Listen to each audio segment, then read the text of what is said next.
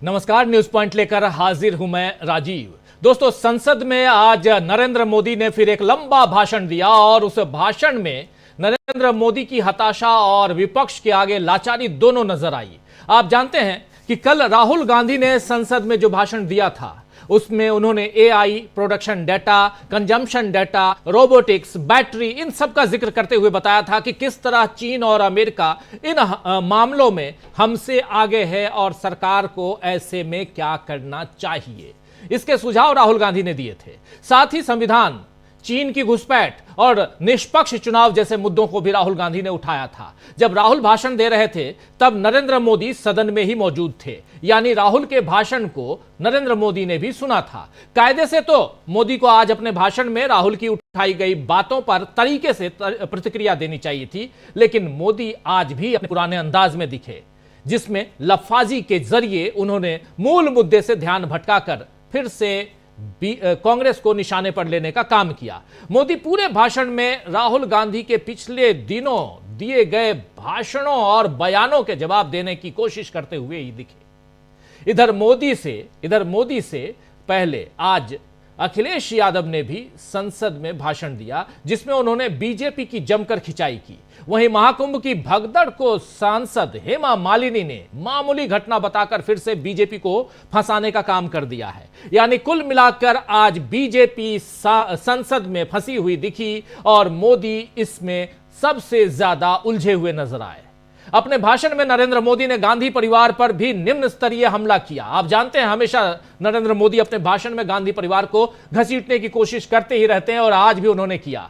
मोदी ने कहा कि आज किसी एसटी यानी शेड्यूल्ड ट्राइब परिवार के 3 सदस्य संसद में नहीं है, यानी आदिवासी परिवार से कोई भी 3 सदस्य संसद में नहीं है। यानी मोदी ने गांधी परिवार के 3 सांसदों के होने पर भी निशाना साधा। आप जानते हैं कि सोनिया गांधी राज्यसभा में हैं और राहुल गांधी और प्रियंका गांधी लोकसभा में हैं, जबकि इन 3 में से 2 यानी राहुल और प्रियंका को तो सीधे जनता ने निर्वाचित किया है और राहुल तो 2 जगह से जीत के आए थे, जिसमें से एक वायनाड उन्होंने छोड़ा और उसके बाद प्रियंका गांधी वहां से जीत के आई हैं। लेकिन मोदी पर गांधी परिवार का खौफ इतना है कि वो अब जनता के फैसलों पर भी सवाल उठा रहे हैं।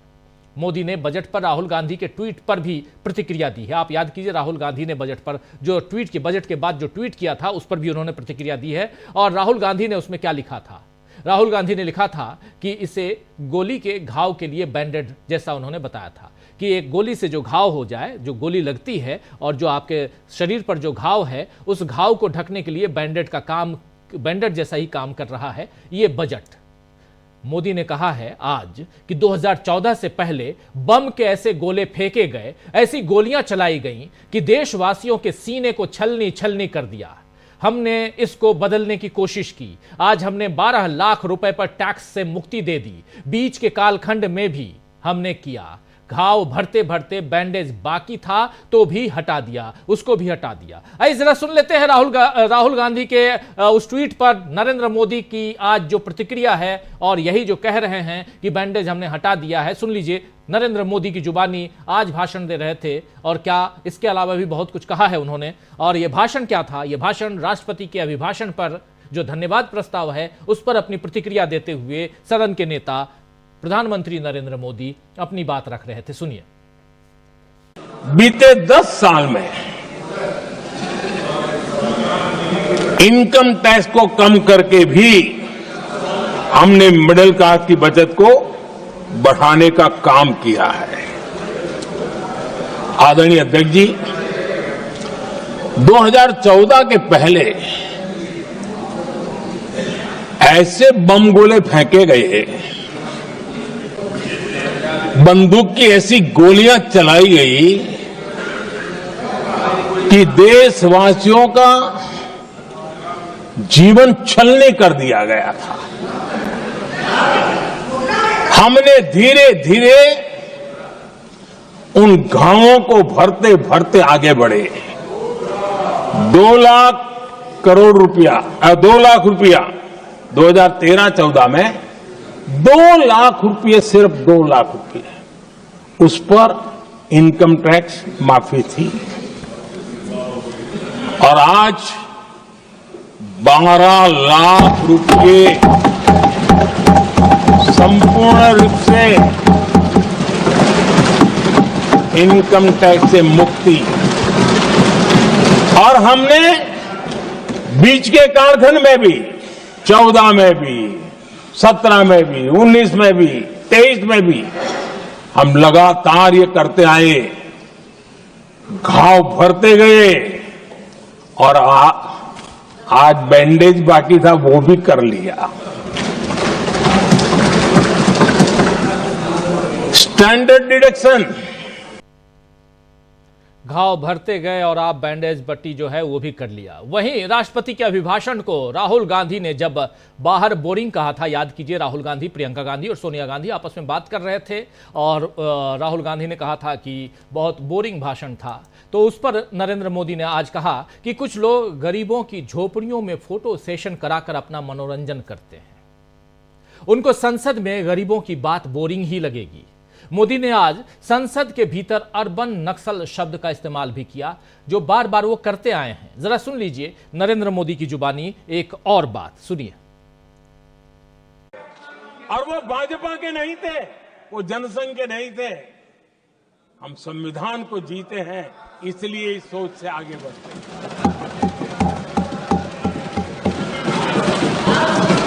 आदरणीय अध्यक्ष जी, ये देश का दुर्भाग्य है कि आजकल कुछ लोग अर्बन नक्सल की भाषा खुलेआम बोल रहे हैं।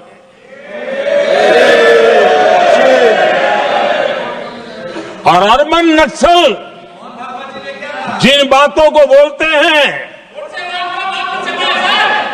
इंडियन स्टेट के सामने मोर्चा लेना, ये अर्बन नक्सल की भाषा बोलने वाले, इंडियन स्टेट के खिलाफ लड़ाई की घोषणा करने वाले न संविधान को समझ सकते हैं, न देश की एकता को समझ सकते हैं।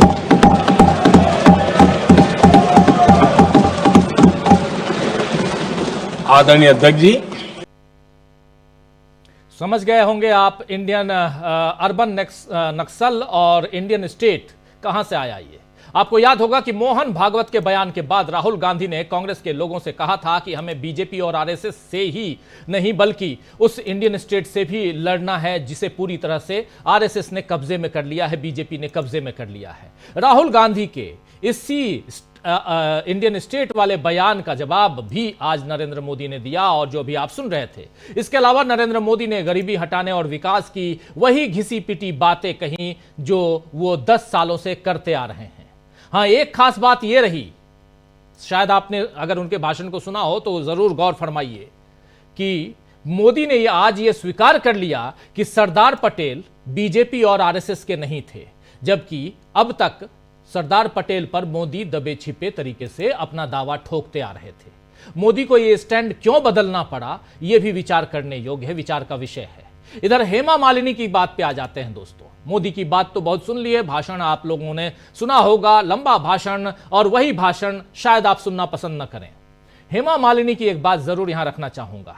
हेमा मालिनी के कुंभ पर दिए हुए बयान से कैसे बीजेपी फंस गई है वो जरा आपको सुनाता हूं। पहले उनकी सीधी बात सुन लीजिए, हेमा मालिनी कह क्या रही हैं। महाकुंभ में जो कुछ हुआ है उसको लेकर कल मल्लिकार्जुन खड़गे ने, आज अखिलेश यादव ने, फिर उसके अलावा राहुल गांधी ने और तमाम नेता कह रहे हैं कि भैया संख्या तो बताओ, कितने लोग मरे, कितने मृतक हैं, आप बता दीजिए।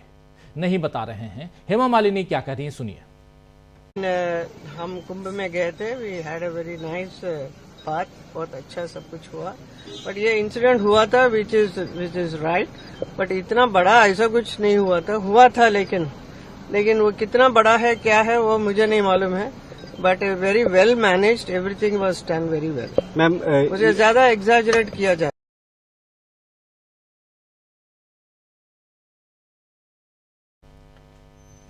तो सुन रहे थे आप, यहां ज्यादा एग्जेजरेट किया जा रहा है। हेमा मालिनी कह रही हैं मरे, ये इंसिडेंट हुआ है लेकिन कितना हुआ है ये मुझे नहीं पता, ज्यादा यानी बढ़ा चढ़ाकर कहा जा रहा है। हेमा मालिनी के हिसाब से चीजों को बढ़ा चढ़ाकर बताया जा रहा है। आज संसद में अखिलेश यादव ने भी यही कहा कि अगर हम गलत हैं, बढ़ा चढ़ा के बात कर रहे हैं, तो आप सही आंकड़े दे दीजिए। कल यही बात मल्लिकार्जुन खड़गे ने कही थी। आइए जरा अखिलेश यादव को सुनते हैं कि क्या आज कह रहे थे। आज अखिलेश यादव ने भी भाषण दिया संसद में और धन्यवाद प्रस्ताव पर अपनी बात, अपनी पार्टी की बात रखते हुए, समाजवादी पार्टी के मुखिया हैं, सांसद हैं, पूर्व मुख्यमंत्री हैं उत्तर प्रदेश के, क्या कह रहे थे और खासकर उनका राज्य, उन्हीं के राज्य में महाकुंभ और महाकुंभ की घटना को लेकर सब अलग अलग आंकड़े दे रहे हैं। और कल मल्लिकार्जुन खड़गे ने कहा था कि हजारों लोगों की जो मौत हुई है उनको हमारे तरफ से श्रद्धांजलि, इस पर भी बीजेपी भड़क गई थी। वहां तक आएंगे, पहले अखिलेश यादव को सुनिए। समाचार चैनलों पर यह बात सुनने में आई और सुनते रहे हम लोग कि सरकार ने 100 करोड़ लोगों के आने का इंतजाम किया है और अगर 100 करोड़, अध्यक्ष महोदय, अगर ये बात गलत है तो मैं रिजाइन आपको देना चाहता हूं। अगर अध्यक्ष महोदय, ये माननीय सदस्य लोग अगर ये नहीं सुन पा रहे हैं तो मैं इनको एक एक को आपने तो यहां सीधा सीधा साफ साफ अखिलेश यादव ने कह दिया कि मैं रिजाइन करने के लिए तैयार हूं, इस्तीफा देने के लिए तैयार हूं।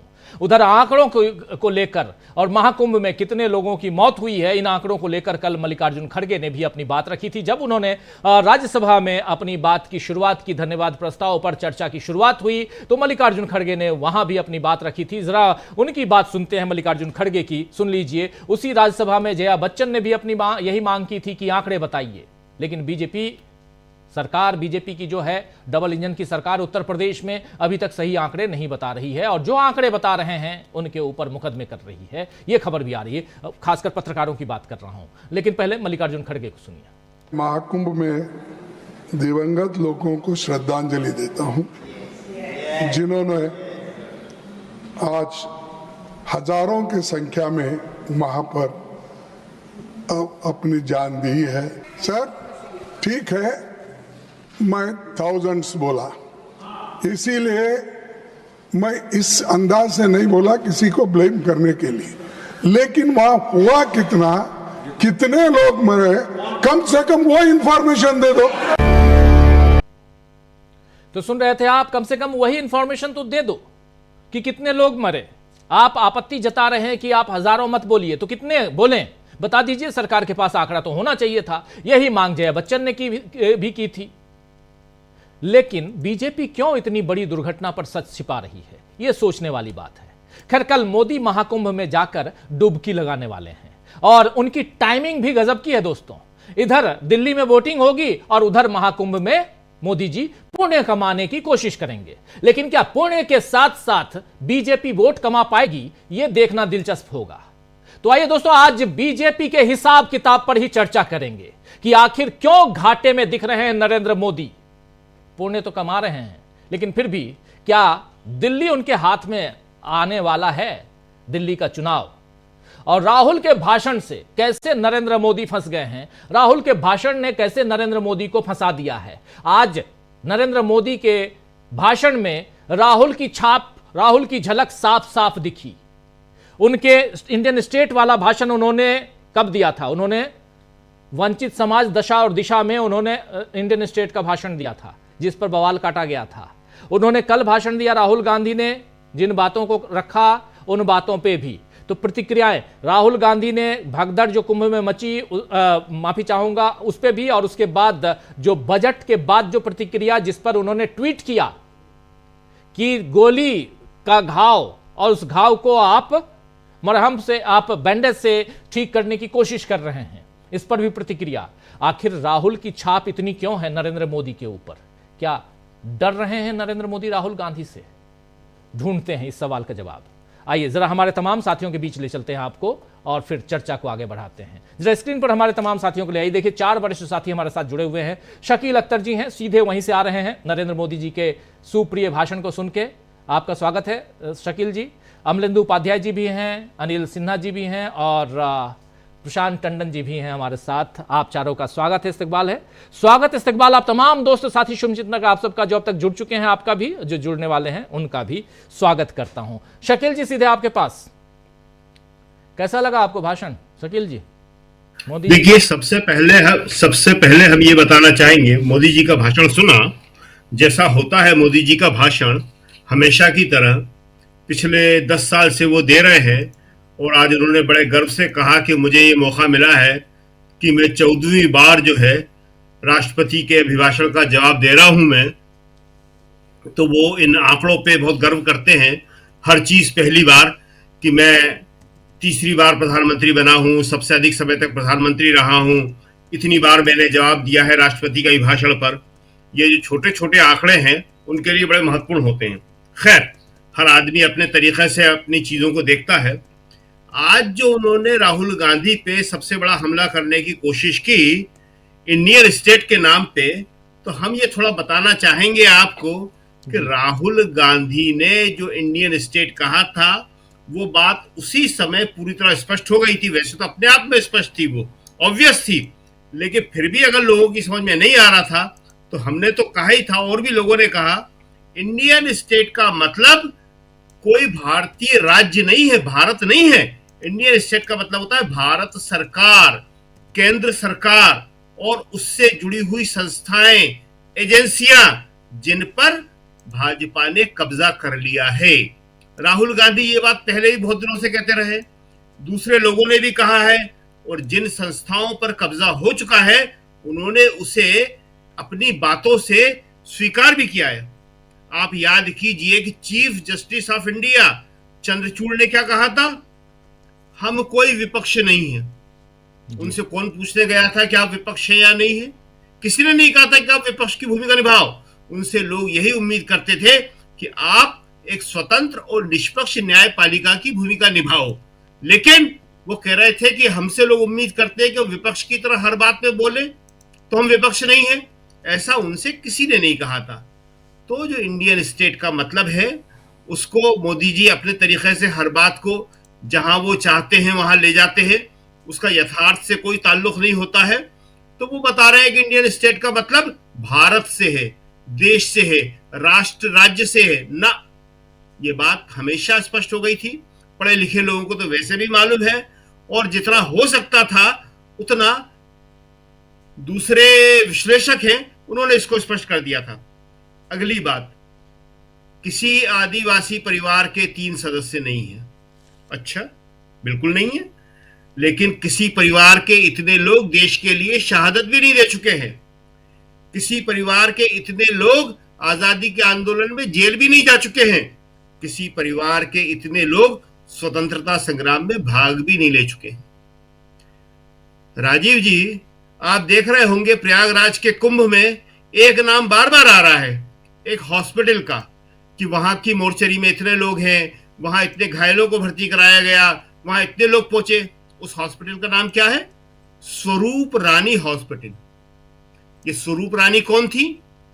ये जवाहरलाल नेहरू की माताजी थी, पंडित मोतीलाल नेहरू की पत्नी थी, जिन्होंने आजादी के आंदोलन में भाग लिया था। उनकी याद में प्रयागराज में, जिसका नाम पहले इलाहाबाद होता था और जहां मोतीलाल नेहरू का पैतृक घर था आनंद भवन, जो उन्होंने देश को दे दिया।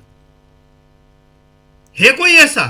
आप बात करते हैं कि एक ही परिवार के अपनी करोड़ों की संपत्ति, उस वक्त वो करीब हिंदुस्तान के सबसे बड़े महलों में गिना जाता था आनंद भवन जी। और जवाहर ने लिखा है उसके बारे में, जवाहरलाल नेहरू ने, कि ये मेरे पिता ने अपनी बौद्धिक क्षमता से, अपनी वकालत की मेहनत से कमाया था और खरीदा था, जिसे उन्होंने देश को दे दिया। तो कितने लोग आजादी के आंदोलन में गए, कितने लोग जेल गए? इंदिरा गांधी और राजीव गांधी देश के लिए शहीद हुए।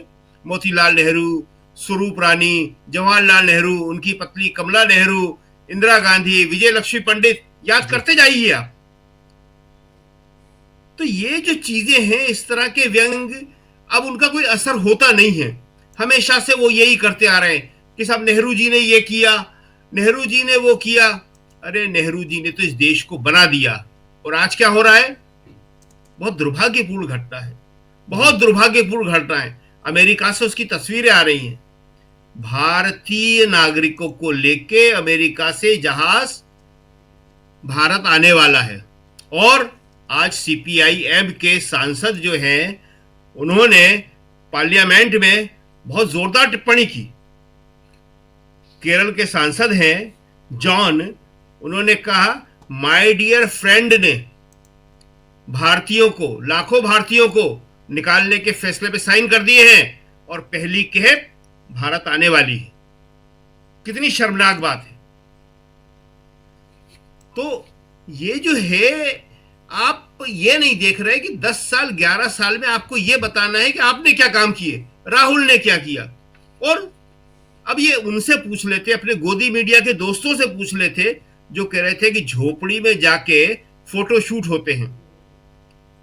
20 साल से राहुल वहां जा रहे हैं दलितों के घर में, और उन लोगों को मालूम है, आज अगर 1 to 1 उनसे पूछेंगे, जो राहुल के साथ उस वक्त अमेठी और रायबरेली और देश के दूसरे हिस्सों में जाते थे, 2004 की बात हम कर रहे हैं, तब से सब बताएंगे कि हम लोग रात रात भर इंतजार करते थे, मालूम नहीं पड़ता था कि राहुल कहां गए हैं जी। सुबह मालूम पड़ता था। हम इंतजार करते थे कि हमें मालूम पड़ जाए तो हम भी साथ में चले जाएं और हमें भी कुछ मिल जाए, फर्स्ट हैंड इंफॉर्मेशन तो मिलती थी, पत्रकार इंफॉर्मेशन तो लेके आएगा, लेकिन लेट मिलती थी, रियल टाइम पे नहीं मिल पाती थी। तो ये सारी जो चीजें हैं, अब मोदी जी के पास आज ये बताने का मौका था कि जो राहुल ने कहा है कि देश जो है किन आधारों पर तरक्की करेगा, आज के दुनिया में क्या चैलेंजेस हैं, तो मोदी को यह कहना था कि हमारे लीडर अपोजिशन ने यह कहा है और हम मिलके उस दिशा में काम करना चाहते हैं, हम देश को आगे बढ़ाना चाहते हैं।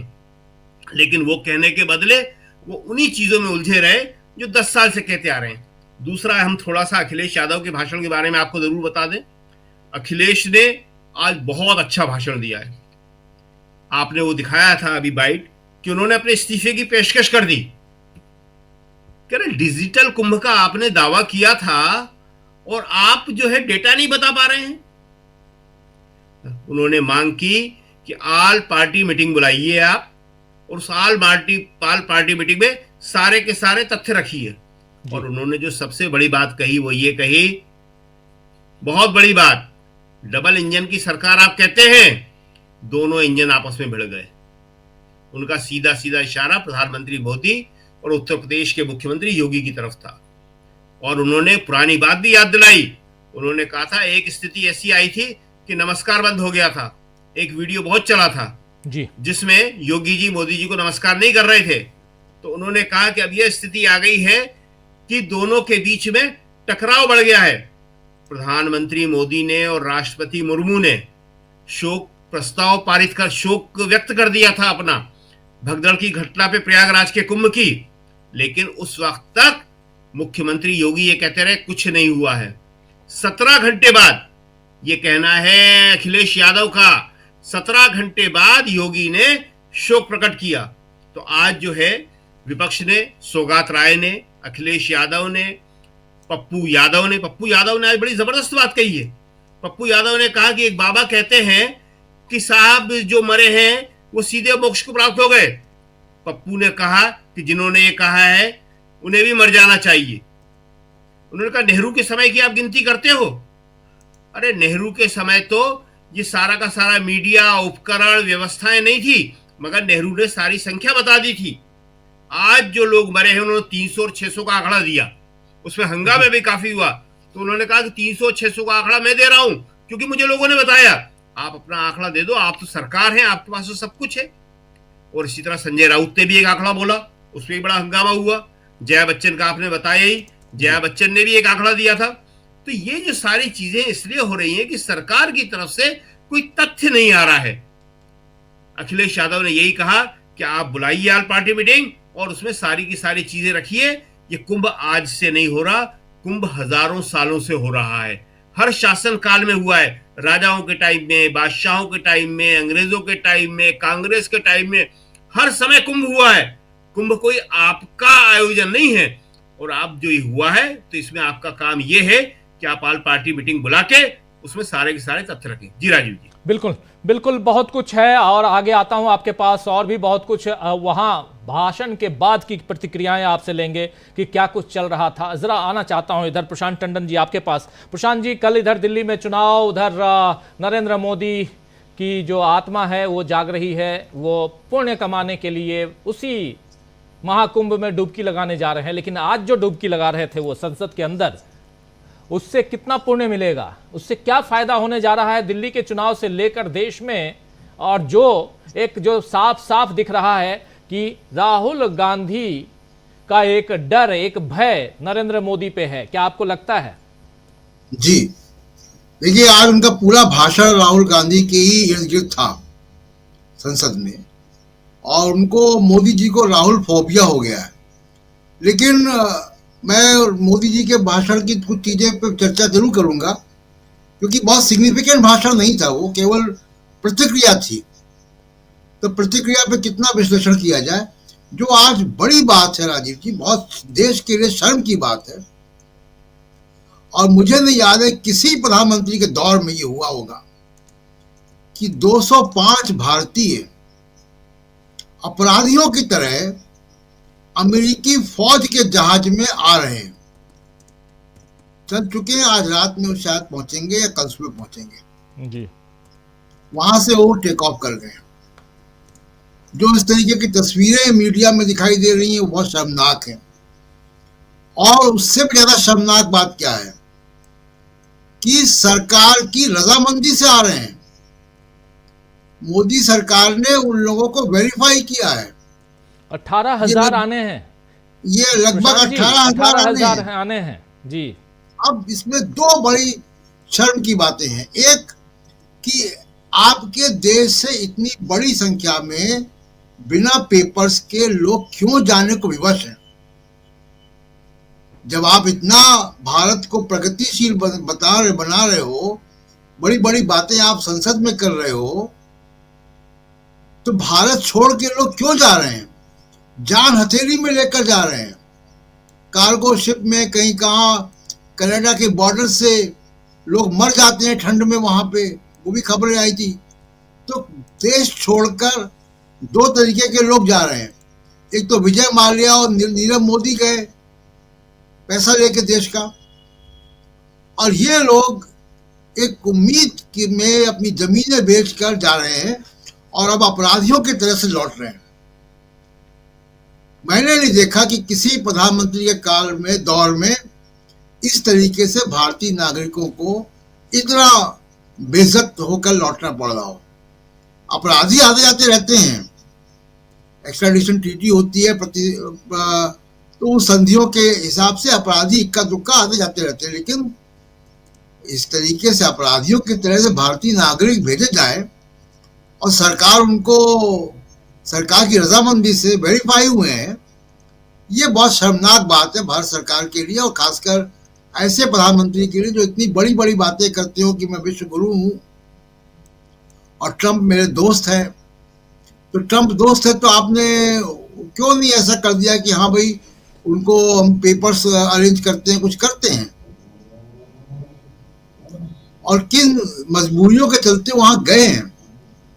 दूसरी बात कि अब मैं जरा दिल्ली के आज मोदी जी का जो भाषण था, वो दिल्ली के चुनाव पे दो चीजें थी उसमें, कि दिल्ली का चुनाव और राहुल गांधी।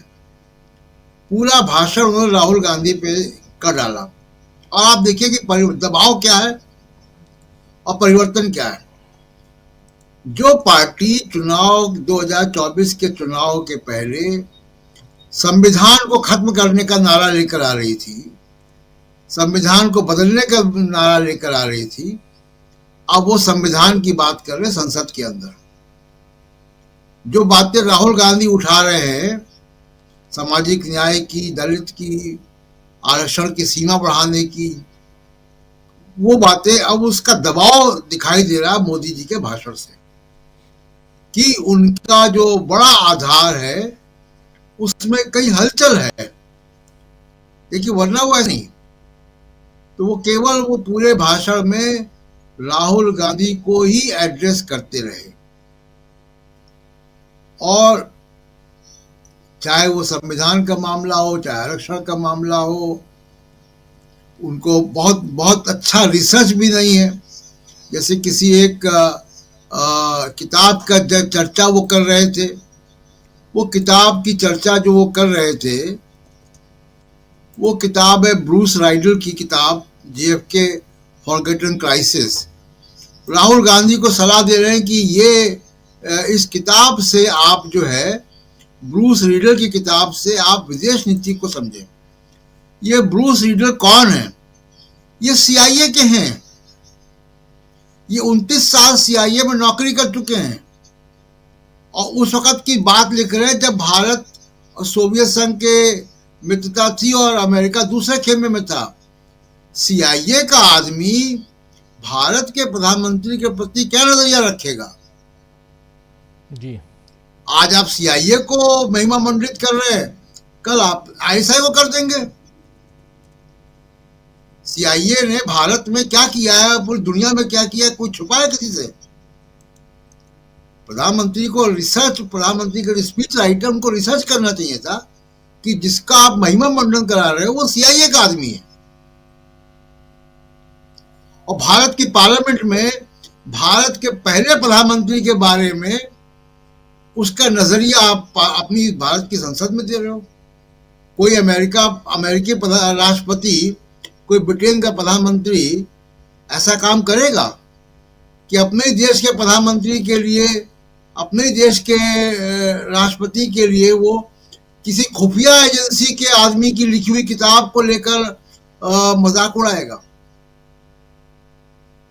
बड़ा अजीब हाल है मोदी जी का। बहुत दबाव में है, इसका मतलब इससे लग रहा है कि बहुत दबाव में, उनको मतलब पॉइंट स्कोर करने हैं कि किसी तरीके से उनकी बात पहुंच जाए, लेकिन वो बात तो उनकी कन्विंसिंग लग नहीं रही है। बहुत सारी बातें, अब उन्होंने फैशन की बात अमित शाह ने की थी, आज फैशन की बात मोदी जी भी ले आए पार्लियामेंट में।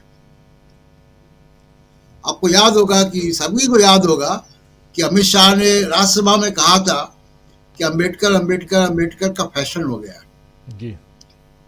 आज मोदी जी ने उसको थोड़ा सा परिष्कृत फॉर्म में किया है कि जाति का फैशन हो गया है। जातिवाद, जनगणना को लेकर वो उनकी कमेंट था उनका जी। कि जाति का फैशन हो गया है। जाति का फैशन नहीं है। हजारों सैकड़ों साल से जाति के नाम पर शोषण हुआ है लोगों का, और आज भी होता है। अभी अयोध्या की घटना है, फैजाबाद की घटना है कि दलित लड़की के साथ कैसे बर्ताव हुआ है। आज भी उसी दुनिया में हम रह रहे हैं। तो वो जाति फैशन नहीं है। तो ये शब्दावली जो है मोदी जी की, उससे लगता है कि दबाव में बहुत है, और दिल्ली के चुनाव के लिए वो प्रचार करने में जा रहे हैं, वो इलाहाबाद के, वो प्रयाग के संगम में।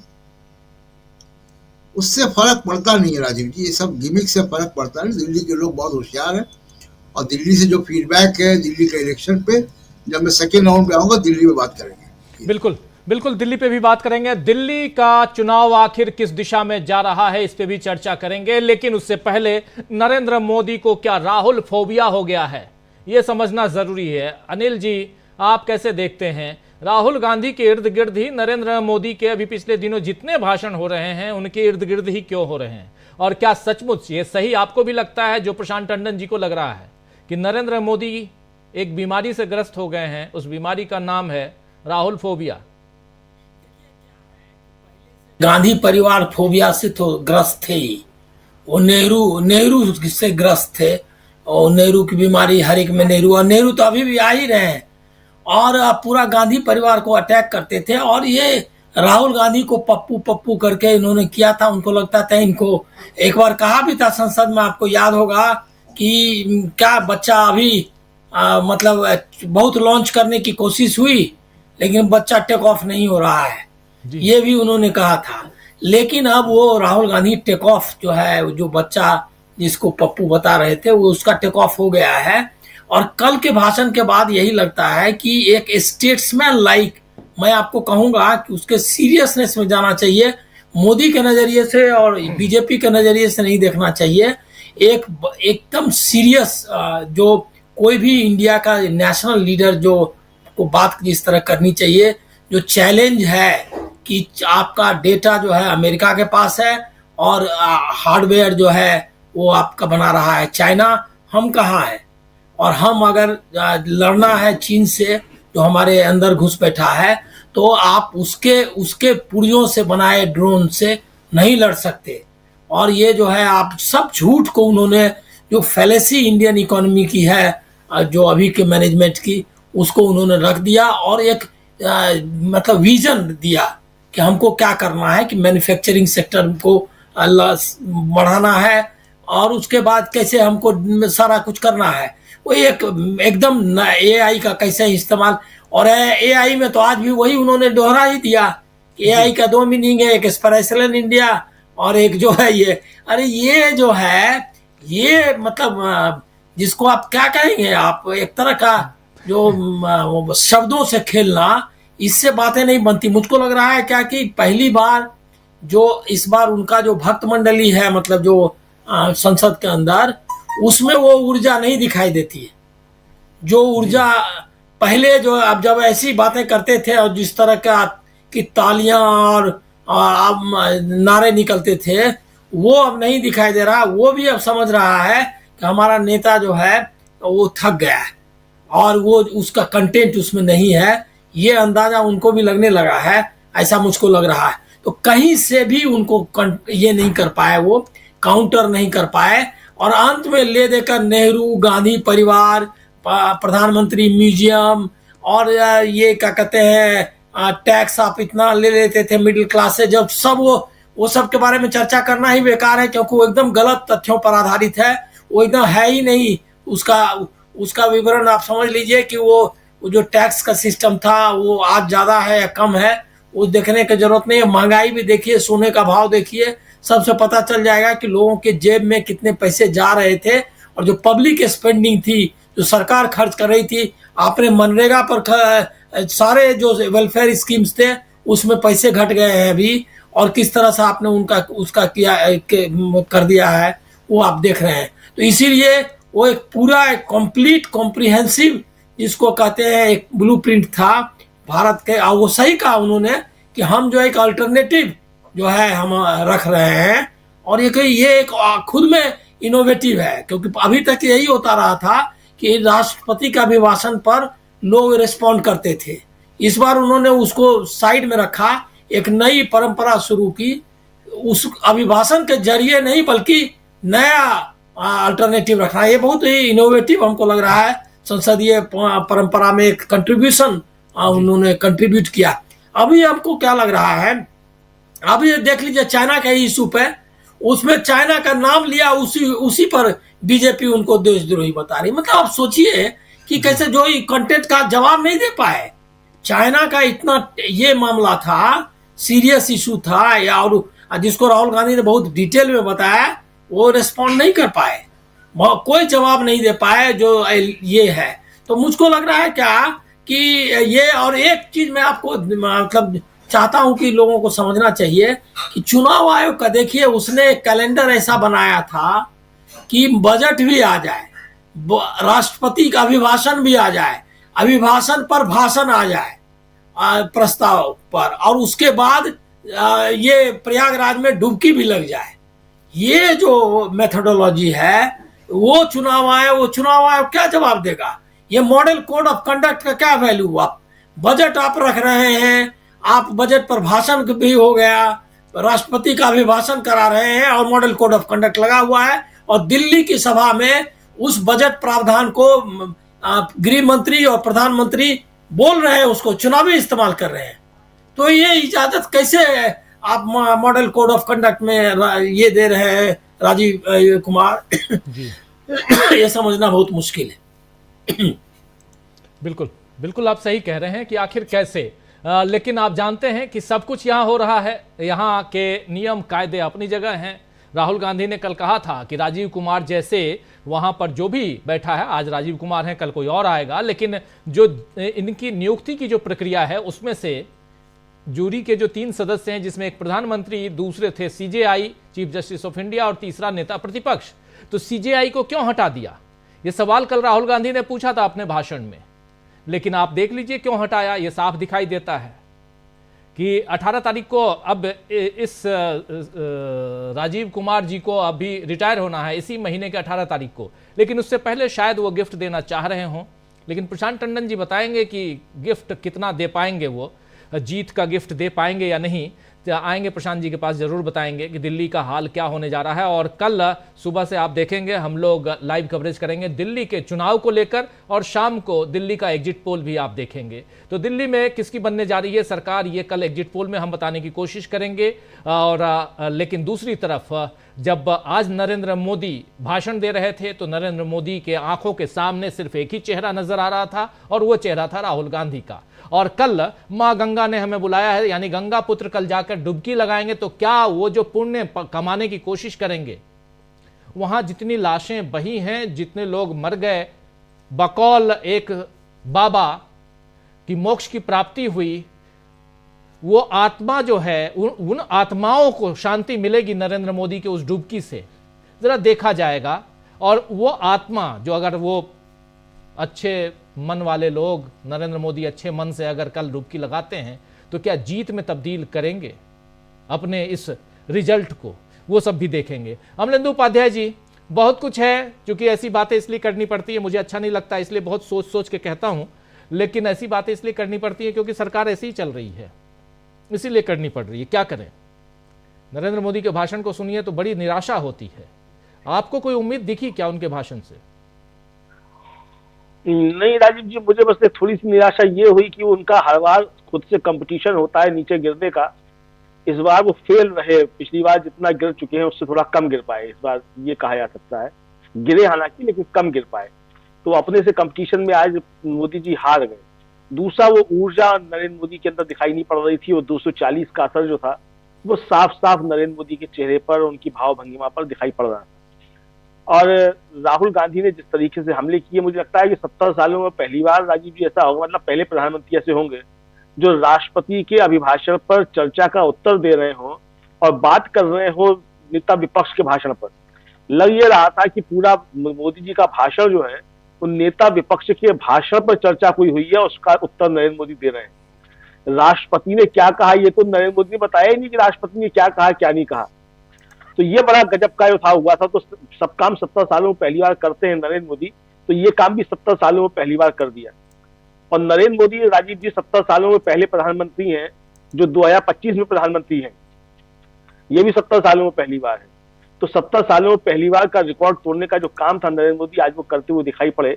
लेकिन राहुल गांधी के कल के भाषण ने राजीव जी जिस तरीके से फंसाया नरेंद्र मोदी को, और पूरा देखिए इर्द गिर्द उसी के घूमते रहे नरेंद्र मोदी, मतलब लगभग 1.5 घंटे से ज्यादा का उनका भाषण रहा होगा। और उसमें वो जिस तरीके से परिक्रमा लगाते रहे, तो वो पूरी तरीके से एकदम परिक्रमा जो थी वो राहुल गांधी की परिक्रमा करते हुए नजर आए। जो भी कटाक्ष करने थे वो राहुल गांधी पर करने थे। आपकी अपनी क्या उपलब्धियां हैं, आपने क्या किया, इसका कोई उत्तर जो था नहीं था, सिवाय इसका ये बताने के कि 25 करोड़ लोगों को उन्होंने गरीबी की रेखा से बाहर ला दिया। अब ये 25 करोड़ कौन गरीबी की रेखा से बाहर आया? 25 करोड़ गरीबी की रेखा से बाहर आ गए तो वो 80 करोड़ कौन लोग हैं जिनको 5 किलो अनाज दिया जा रहा है? ये सवाल भी है। तो ये भी बताया कि 80 करोड़ लोगों को अनाज दे रहे हो, ये भी बताया कि 25 करोड़ को गरीबी की रेखा से बाहर ले आए। तो 80 करोड़ और 25 करोड़ अगर मिला दिए जाते 105 करोड़ तो यही हो जाते हैं। 140 करोड़ में से बचे 35 करोड़। 35 करोड़ में भी बताया उन्होंने कि मिडिल क्लास को बहुत बड़ा तोहफा दे दिया उन्होंने। तो यानी राजीव जी जो 2014 से पहले 15 लाख एक जुमला था, 2025 तक आते आते उसमें 3 लाख की कमी हो गई, वो 12 लाख पे आ गया। तो तब 15 लाख का जुमला था, अब वो जुमला जो है वो 12 लाख का जुमला नरेंद्र मोदी लेकर आ गए। तो कुल मिलाकर राजीव यही कहा जा सकता है कि नरेंद्र मोदी बुरी तरीके से फंसे हुए दिखाई पड़े। बातें करने के लिए उनके पास कुछ नहीं था। और आज दिन में जिस तरीके से अखिलेश यादव ने भी प्रहार किए और बीजेपी के लोगों ने बीच में जो मजा लेने की थोड़ी सी कोशिश की, तो अखिलेश यादव ने उनको चुप जो था वो कायदे से कराया, ये भी जो था वो आज देखने को मिला। तो नरेंद्र मोदी आज भारी दबाव में थे और जो लग रहा था कि भारतीय जनता पार्टी को इंडिया गठबंधन में कोई टूट दिखाई पड़ेगी संसद में और उसका कुछ फायदा उठाएंगे, उससे भी वो काफी ज्यादा निराश नजर आए कि टूट जो थी वो इंडिया गठबंधन में किसी तरीके की नजर संसद में नहीं आई। और संसद में इंडिया गठबंधन एकजुट नजर आया, चाहे वो कुंभ का मसला हो, चाहे बजट का मसला हो, सारे मसले पर इंडिया गठबंधन मजबूती के साथ एकजुट नजर आया। मांग जो उठाई संसद में वो भी इंडिया गठबंधन ने एकजुट होकर उठाई। जो स्थगन प्रस्ताव दिए गए सबने मिलकर स्थगन प्रस्ताव दिए, एक ही टॉपिक पर सबने स्थगन प्रस्ताव दिए। यानी कि कुल मिलाकर देखा जाए तो मजबूत विपक्ष के सामने नरेंद्र मोदी कमजोर नजर आए। और राहुल गांधी ने जिस तरीके से विपक्ष का नेतृत्व किया, तो वो खौफ जो था वो प्रधानमंत्री नरेंद्र मोदी के ऊपर साफ साफ दिखाई पड़ा, उनकी भाव भंगिमा पर भी और उनके 1.5 घंटे के प्रवचन में भी। राजीव 1.5 घंटे का प्रवचन, और उस प्रवचन में बहुत कुछ राहुल के इर्द गिर्द ही क्यों रहा, जरा समझने की कोशिश करते हैं शकील जी से। शकील जी अंदर भी थे और बाहर भी, यानी सदन के अंदर भी और सदन के बाहर भी। शकील जी, क्या था आखिर? राहुल गांधी भी बैठे थे, आज ब्लैक टी शर्ट में थे शायद, जहां तक मुझे दिखे। क्या लिबास जरा बताइए। राहुल गांधी, मुझे थोड़ा सा एक झलक शायद मैं देख पाया हूं तो, और क्या प्रतिक्रियाएं रही बाहर की, और क्या कोई ऐसी प्रतिक्रिया भी थी जो 205 भारतीय डिपोर्ट किए गए हैं वहां से, अमेरिका से, इस पर भी कोई प्रतिक्रिया थी संसद के बाहर या अंदर? स्वेटर पहने हुए थे वो, ब्लैक, काला स्वेटर पहन के आए थे वो, ब्लैक। देखिए, कल जो है प्रधानमंत्री मोदी जो है सुबह 10 बजे के करीब कुंभ जा रहे हैं, और वहां पे वो संगम में स्नान करेंगे। और प्रधानमंत्री चूंकि कल कुंभ में जा रहे हैं, संगम में स्नान करेंगे, इसलिए कल संसद की छुट्टी कर दी गई है। कल संसद की कार्रवाई नहीं होगी। संसद की कार्रवाई अब परसों 6 तारीख को होगी। इससे पहले कभी ऐसा हुआ हो पता नहीं, कारण बताया नहीं गया, लेकिन जो कहा जा रहा है वो ये कि दिल्ली की वोटिंग है। दिल्ली की वोटिंग में संसद, इससे पहले भी दिल्ली में वोटिंग होती रही है, पिछले 5 साल पहले भी हुई थी। यही दिन थे जब हुई थी। उस दिन जब चुनाव प्रचार का आखिरी दिन था, हमें अच्छी तरह याद है, 2020 में, तो उन्होंने यहाँ लोकसभा में भाषण दिया था प्रधानमंत्री ने। तो ये कोई कारण नहीं होता, लेकिन कल संसद की छुट्टी कर दी गई है। दूसरी बात, प्रधानमंत्री कल जाएंगे कुंभ में, लेकिन राहुल जो है सुबह 8:15 बजे अपना वोट कास्ट करेंगे। निर्माण भवन में जो मतदान केंद्र बनेगा वहां राहुल सुबह ही सुबह अपना वोट कास्ट करेंगे। उसके थोड़ी देर बाद 11 बजे के करीब जो है लोधी स्टेट में, वहां के मतदान केंद्र में प्रियंका गांधी अपना वोट कास्ट करेंगी।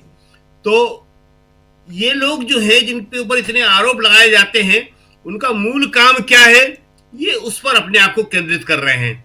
लेकिन प्रधानमंत्री कल सुबह से लेके और शाम तक पूरा गोदी मीडिया, पूरे टीवी चैनल प्रधानमंत्री प्रधानमंत्री प्रधानमंत्री को दिखाते रहेंगे, और ये उम्मीद करेंगे कि उनके स्नान करने से, उनके प्रयागराज के एयरपोर्ट पे उतरने से, यहाँ बैठने से, वहां बाइट देने से दिल्ली का चुनाव प्रभावित होगा। लेकिन अब ऐसा लगता नहीं है कि दिल्ली के चुनाव पर कोई मोदी जी का प्रभाव पड़ पाएगा। दिल्ली के मतदाताओं ने जो उनके मन में है, जो उन्होंने सोचा है, वो तय कर लिया है, और कल जो है वोट कास्ट हो जाएगा। और शाम को देखते हैं कि किसके क्या एग्जिट पोल आते हैं, और 8 तारीख को क्या रिजल्ट आता है। आज जो है ये बताया जा रहा था कि कल राज्यसभा में भी राष्ट्रपति के भाषण में बहस करीब करीब पूरी हो गई है, तो वहां मोदी जी का जवाब होगा, लेकिन वो भी एक दिन के लिए अब आगे बढ़ गया है। अब मोदी जी का जवाब जो है वहां पे 6 तारीख को होगा। दूसरी बात कि आज प्रधानमंत्री मोदी जी के भाषण पे जो सत्ता पक्ष के सदस्य थे, उनमें भी वो उत्साह दिखाई नहीं दिया जो इससे पहले दिखाई देता था। कारण बड़ा स्पष्ट था कि एक दिन पहले जो राहुल गांधी का भाषण था, वो इतना बड़ा भाषण हो गया कि लोग उम्मीद कर रहे थे कि प्रधानमंत्री मोदी जो है आरोप प्रत्यारोप से ऊपर उठ के, या जो पहले कहते रहते थे नेहरू और राहुल और इन्होंने ये नहीं किया, उन्होंने ये नहीं किया, देश के बारे में एक ऐसा विजन रखेंगे, जो आज उन्होंने घोषणा भी की, नहीं हम 47 तक देश को विकसित भारत बना के रहेंगे और हमारा ये लक्ष्य है, इसके बाद आगे भी लक्ष्य। मगर वो लक्ष्य क्या है, उसकी पूर्ति कैसे होगी? जो 85 करोड़ लोगों को आप 5 किलो मुफ्त अनाज दे रहे हैं, उससे उन्हें किस तरह से हटा के वापस काम धंधे पे लगाएंगे? देखिए, आज जो भाषण हुए, बड़े इंटरेस्टिंग भाषण हुए विपक्ष की तरफ से। हमने पप्पू यादव का जिक्र किया जी। पप्पू यादव ने बड़े अच्छे सवाल उठाए। उन्होंने कहा कि नोटबंदी और जीएसटी, इन दोनों के बाद मिडिल क्लास के पास पैसे ही नहीं बचे। आप उन्हें कौन सी राहत दे रहे हो? उनके सारे पैसे खत्म हो गए। और आपने नौकरी का वादा किया था, नौकरी का, रेलवे में आपने 10 साल से कोई नौकरी नहीं निकाली, और प्राइवेट में आरक्षण है नहीं है। आपने दलित को, ओबीसी को, अति पिछड़े को, अति दलित को, इन्हें जो 85% आबादी है, इनको आपने पूरी तरह बेरोजगार बना दिया। तो ये सारे जो इशू हैं, इस पे हमें लगता है कि प्रधानमंत्री को बोलना चाहिए, बताना चाहिए कि क्या स्थिति है, बेरोजगारों को रोजगार कैसे देंगे। राहुल ने बड़ी अच्छी बात कही थी, उन्होंने माना था एक स्टेट्समैन की तरह कि हाँ, जो काम, जितना काम हमें करना चाहिए था, वो बेरोजगारी के लिए हमारी सरकार भी नहीं कर पाई। प्रधानमंत्री को यहीं से बात शुरू करना चाहिए थी कि नेता प्रतिपक्ष ने बहुत अच्छी बात कही है और हम भी उस काम को उस तरह नहीं कर पाए हैं जैसी हमने घोषणाएं की थी, और हम इस दिशा में काम करेंगे। क्योंकि आज के वक्त में सबसे बड़ी जो चुनौती है या चैलेंज है, वो लोगों को रोजगार देना है। ये जो आप जिक्र कर रहे हैं कि 200 लोग वहां से वापस आ रहे हैं, आज इसकी बड़ी चर्चा थी इसकी, और बड़े शर्मनाक तरीके से वापस आ रहे हैं। और जैसा कि हमने बताया कि उसके लिए सांसदों ने आज लोकसभा में और राज्यसभा में दोनों जगह कहा कि माय डियर फ्रेंड ये क्या कर रहा है, माय डियर फ्रेंड ट्रंप ने क्या किया, आप कहते थे। बड़े व्यंग्य से इस बात को कहा उन्होंने कि आप रोक नहीं पाए माय डियर फ्रेंड को। उसने न केवल उस पर साइन किए, उसने आदेश पारित किए, बल्कि उनको आर्मी सेना के जहाज में, वायुसेना के, अमेरिकन एयरफोर्स के जहाज में बैठा के, और जो चित्र आ रहे हैं, अगर वो सच्चे हैं, अगर वो सही हैं, अभी किसी ने कंफर्म नहीं किया, तब तो बड़े शर्मनाक है वो। इससे पहले भी अमेरिका दूसरे देशों में जिस तरह से पहुंचा चुका है नागरिकों को उनके, क्या उस तरह भारत के नागरिक भी आएंगे? हम विश्व गुरु, हमारे देश के नागरिक। निश्चित ही रूप से ये बात सही है, कोई और प्रधानमंत्री होता तो इस पे बहुत सख्त एक्शन लेता, और जो मोदी जी कहते हैं उसी भाषा में बात करी जाती कि आप पहले क्या कर रहे थे, आपने क्यों आने दिया उनको। बिल्कुल। लेकिन आज स्थिति यह है कि वो आ जाएंगे, और ये भारत के लिए बड़े शर्म की बात होगी। तो इस विषय में भी आज संसद के बाहर काफी चर्चा हो रही थी, लोगों को इसका दुख था, और इसीलिए शायद जो था कि प्रधानमंत्री के भाषण में जो ट्रेजरी बेंच हैं, जो सत्ता पक्ष है, उनमें कोई वैसा उत्साह दिखाई नहीं दिया। सबको आज यही उम्मीद थी, मीडिया को भी उम्मीद थी कि प्रधानमंत्री आज ऐसा भाषण देंगे कि जो राहुल का, नेता प्रतिपक्ष का कल का भाषण है, उससे ऊपर चला जाएगा, और ऐसा लगेगा कि देश के सामने प्रधानमंत्री ने एक विजन पेश कर दिया कि हाँ, हम चीन का मुकाबला इस तरह से करेंगे।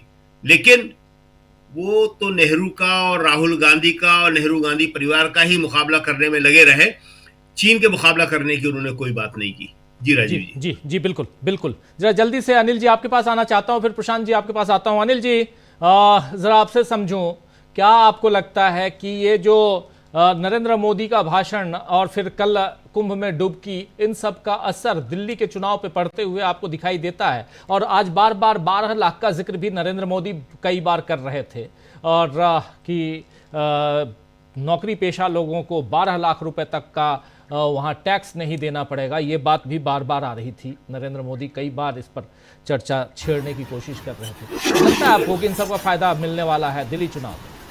दिल्ली चुनाव में मुझको लगता है कि नकारात्मक असर होगा इसका, कुंभ वाला। क्योंकि कुंभ के बारे में लोग जहां भी लौट रहे, दिल्ली के ही एक किसी व्यक्ति ने मुझको बताया कि जो लोग गए थे नहाने के लिए, उनका मानना है कि बहुत लोग मरे हैं और सरकार छिपा रही है।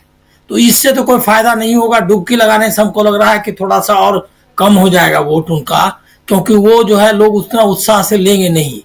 दूसरा है क्या कि ये जो 12 लाख वाला मामला है, वो 12 लाख वाला मामला वो जरूर जो है उसको मीडिया ने इतना बढ़ाया है, लेकिन क्या आपको लगता है कि आइडेंटिटी जो है किसी का, कैटेगरी जो होता है सोशल कैटेगरीज, वो इतना सिंपलिस्टिक ढंग से थोड़ी बन जाता है कि 12 लाख आपने दे दिया तो सब लोग 12 लाख वाले सब इकट्ठा हो गए।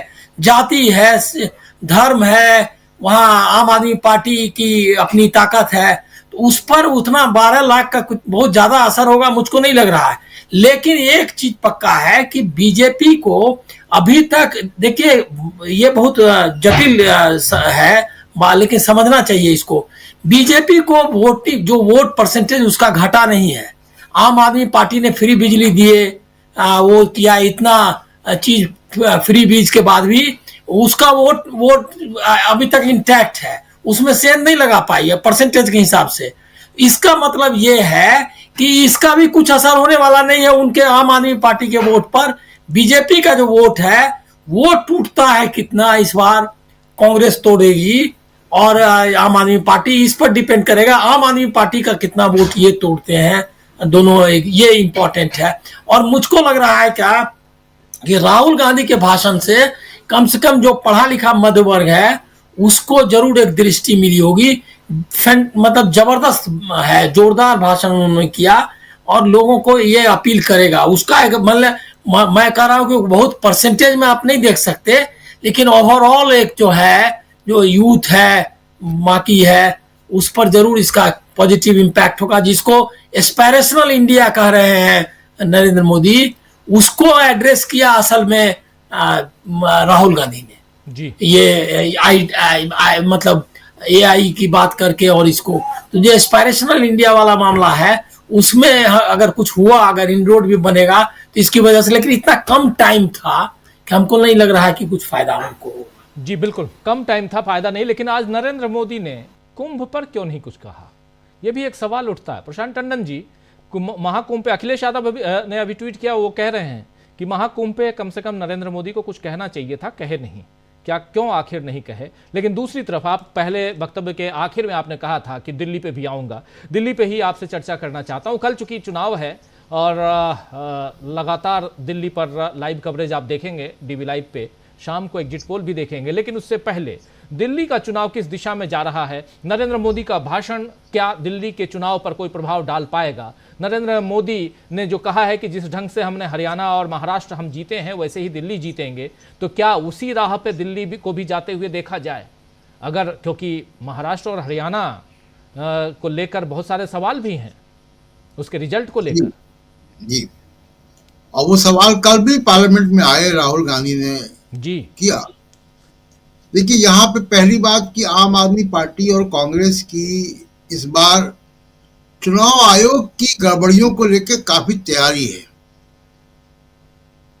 तो उनके पोलिंग एजेंट, उनके पोलिंग बूथ में जो लोग होंगे, जो फॉर्म 17B, ये सब का डिटेल की बहुत तैयारी है। तो इसको हम लोग कल सुबह से देखेंगे कि वो तैयारी क्या है, क्योंकि वो इलेक्शन कमीशन को बहुत गड़बड़ी करने का मौका नहीं देना चाहते हैं। इलेक्शन कमीशन गड़बड़ी कहाँ से कहाँ करता है, जो महाराष्ट्र में हुई कि 50 लाख के आसपास जो है 50-60 लाख लोग नए वोटर लिस्ट में जुड़ गए। कल राहुल गांधी पार्लियामेंट में बता रहे थे। हरियाणा में भी यही देखा कि जब वो पोलिंग हो रही है उसके बाद भी 6% बढ़ गए, जो रिवाइज परसेंटेज आता है। तो ये जो इलेक्शन कमीशन की गड़बड़ियां हैं, इस पे कल बहुत पैनी नजर होगी दोनों पार्टियों की, और खासकर आम आदमी पार्टी, क्योंकि उनका नेटवर्क भी दिल्ली में है, सरकार भी है उनकी। एक बात।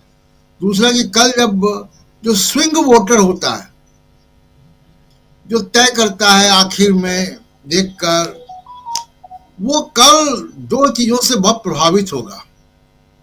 एक, कुंभ में जो हुआ है हादसा, उसकी बहुत चर्चा है। आप सुबह जाएं वॉक पे, कहीं बाजार में जाएं, लोगों के घरों में जाएं, बात करें, दफ्तरों में, सब जगह कुंभ की चर्चा बहुत है। क्योंकि अधिकांश दिल्ली में जो लोग हैं जी, जो कल सरकार बनाएंगे, वो उत्तर प्रदेश बिहार से के ज्यादा लोग हैं दिल्ली में। तो कुंभ का असर होगा। सुबह के अखबारों में वो हेडलाइन होगी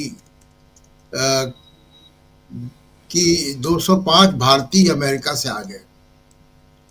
ये मोदी जी का परसेप्शन जो है, शक्तिशाली प्रधानमंत्री हैं, ये परसेप्शन बहुत डाउन करेगा उनका।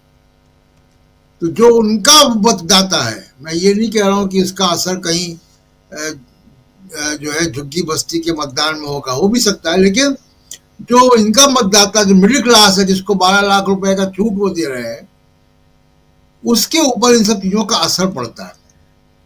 एक दूसरी बात यह कि जो मिडिल क्लास है, जो बीजेपी का बहुत कट्टर जिसको कहे समर्थक है, जो लोकसभा में भी इनको वोट दिया है, वही जिसने लोकसभा में वोट दिया है वो विधानसभा में वोट देने में डर रहा है इनको, क्योंकि सस्ती बिजली का मजा तो वो भी लेता है। वो भी मानता है कि अगर दिल्ली में सरकार बीजेपी की आ गई तो बिजली यूपी के बराबर कर देंगे ये। अब यूपी का क्या है कि दिल्ली से सटा हुआ नोएडा है, नोएडा में बिजली बहुत महंगी है, गाजियाबाद में बिजली बहुत महंगी है जी। दिल्ली के लोगों को ये राहत है। तो ये जो मतदाता जो है, जो जिसने लोकसभा में बीजेपी को वोट दिया है, वो मतदाता भी इस बात से डरा हुआ है, इस बात को कहता है खुल के कि हमको मालूम, हमने वोट दिया है उनको। वो हिंदू मुसलमान के नैरेटिव में आ जाता है, वो गोदी मीडिया का बहुत सबसे ज्यादा असर दिल्ली में होता है, उसमें आ जाता है।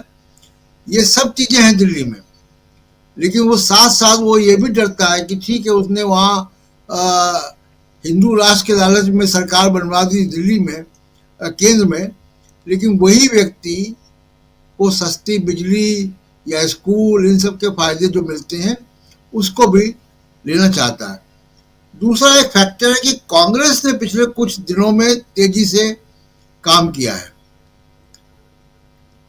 और वो कांग्रेस का जो वोट शेयर कम हुआ, 4% के आसपास चला गया, वो बीजेपी में भी गया, आम आदमी पार्टी में भी गया। अब देखना है कि कितनी सीटों, कितनी परसेंट वापस कांग्रेस ला पाती है। कांग्रेस अगर 10-12% से ऊपर वोट शेयर लाती है या इससे ज्यादा वोट शेयर लाती है, जैसा प्रचार दिख रहा है, तो दिल्ली का नतीजा काफी अलग तरीके का होगा, क्योंकि 70 विधायकों की विधानसभा में, 70 एमएलए की विधानसभा में 3 पार्टियों की गुंजाइश नहीं होती है जी। फिर वो हंग असेंबली बनती है। तो दिल्ली में देखना होगा कि बहुत सारी बातें हैं जो कि इलेक्शन के समय मतदाता सोच रहा होगा। रोजगार का मामला है, महंगाई का मामला है, गैस का मामला है। मजे की बात यह कि जो बीजेपी का मतदाता है वो उसको विश्वास नहीं है कि 500 का सिलेंडर देंगे। तो सबसे बड़ी बात है कि मोदी जी की बातों की क्रेडिबिलिटी नहीं है। जहां तक डेवलपमेंट का मामला है, जहां तक वेलफेयर का मामला है, वो हिंदू मुसलमान के नफरत के नैरेटिव में मोदी जी में विश्वास कर लेता है, लेकिन वो 500 का सिलेंडर ही देंगे ये विश्वास नहीं करेगा। वो बिजली सस्ती देंगे ये विश्वास नहीं करता है, इन्हीं का मतदाता।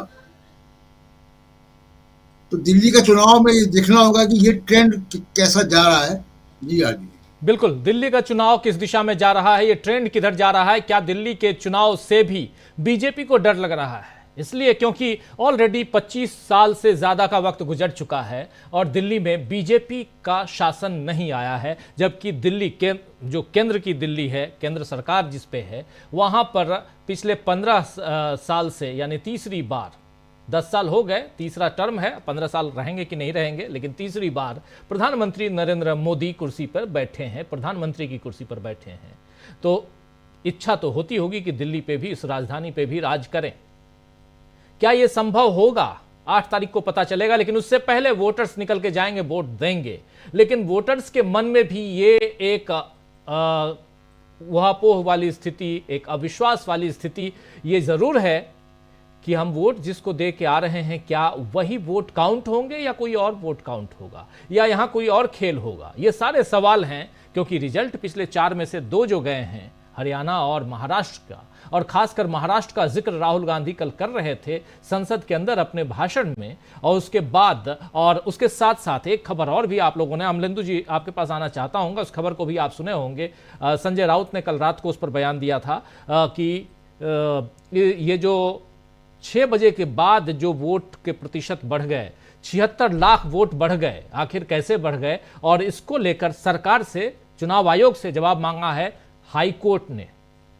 यानी वहां भी खेल जो है अभी खत्म नहीं हुआ है। और इन सब के बीच एकनाथ शिंदे उधर महाराष्ट्र में अभी भी नाराज हैं। वो कल बैठक में नहीं गए, फडणवीस जो मुख्यमंत्री हैं उन्होंने बैठक बुलाई थी। तो खेला अभी वहां चालू है। और दूसरी तरफ यहां हरियाणा में हरियाणा में भी सरकार अब तब वाली है, क्योंकि बहुत ज्यादा सीट नहीं है और हरियाणा में जिस प्रकार अनिल विज परेशान हैं, नाराज हैं, उससे दिख रहा है। हालांकि आज वहां घोषणा हो गई है शहरी निकाय के चुनाव की हरियाणा में, लेकिन फिर भी तो इधर हरियाणा उधर महाराष्ट्र और इन सब के बीच बिहार का चैप्टर क्लोज नहीं हुआ है दोस्तों। भले उस पर मरहम पट्टी लगाने की कोशिश हुई है, लेकिन बिहार का चैप्टर क्लोज नहीं है। तो बहुत कुछ है, जरा इस पर आपकी टिप्पणी अमलेंदु जी। कल बॉम्बे हाई कोर्ट में जो वंचित बहुजन अघाड़ी है उसके नेता जो प्रकाश अंबेडकर है, उन्होंने एक याचिका दायर की और उस याचिका पर उन्होंने खुद ही बहस की और उसमें उन्होंने कहा कि शाम को 5:59 के बाद 76 लाख वोट जो थे वो पड़े हैं और वो वोट बढ़ गए शाम को, यानी जब 1 मिनट रह गया 6 बजने में, उसके बाद उनका तर्क ये था कि जब इसके 6 बजे के बाद जो वोट पड़ते हैं, जितनों के वोट पड़ते हैं उनको टोकन दिया जाता है, वो टोकन किसी को नहीं दिया गया और अगर दिया गया है तो चुनाव आयोग को टोकन बताया कि उसने 76 लाख लोगों को टोकन दिए। यानी राजीव जी, उस पर दलीलें सुनने के बाद प्रकाश अंबेडकर की बॉम्बे हाई कोर्ट ने चुनाव आयोग को नोटिस इशू कर दिया है और उसमें चुनाव आयोग से जवाब मांगा है और कहा है कि आप ये डाटा दीजिए और ये टोकन दीजिए कि आपने जो थे वो इशू किए कि नहीं किए। अब ये एक बड़ा मसला राजीव जी बन रहा है। कल ही राहुल गांधी ने संसद में जिस तरीके से महाराष्ट्र के चुनाव को लेकर आरोप लगाए थे और कहा था उन्होंने कि शिरडी में एक ही बिल्डिंग में 7,000 वोट बना दिए गए, तो एक ही बिल्डिंग में 7,000 वोट बना दिए गए। इसी तरीके से राजीव जी, वो तुलजापुर एक कॉन्स्टिट्यूंसी है, वहां तो चुनाव आयोग के अधिकारी ने ही एक FIR दर्ज कराई कि 5 दिन में 1,000 लोगों ने वोट बनाने के लिए आवेदन किया, सब के पते फर्जी थे, सबने जो आधार कार्ड लगाए वो फर्जी थे और जब जाकर पुष्टि करने की कोशिश की गई तो वहां कोई भी आदमी नहीं मिला। वो FIR चुनाव आयोग के अधिकारी ने ही दर्ज कराई है। यानी प्रकाश अंबेडकर की जो दलील है और राहुल गांधी के जो सदन में राहुल गांधी ने कहा, उसकी एक तरीके से पुष्टि होती हुई दिखाई पड़ती है इस सब में। अब चुनाव आयोग इसमें घिरा हुआ है और नरेंद्र मोदी चुनाव आयोग के समर्थन में पूरी तरीके से खड़े हुए दिखाई पड़ते हैं। ये साफ तौर पर दिखाई पड़ता है, पूरी भारतीय जनता पार्टी चुनाव आयोग के समर्थन में खड़ी हुई दिखाई पड़ती है। तो ये मसला लंबा चलेगा और इसमें चुनाव आयोग और सरकार दोनों घिरे हुए हैं।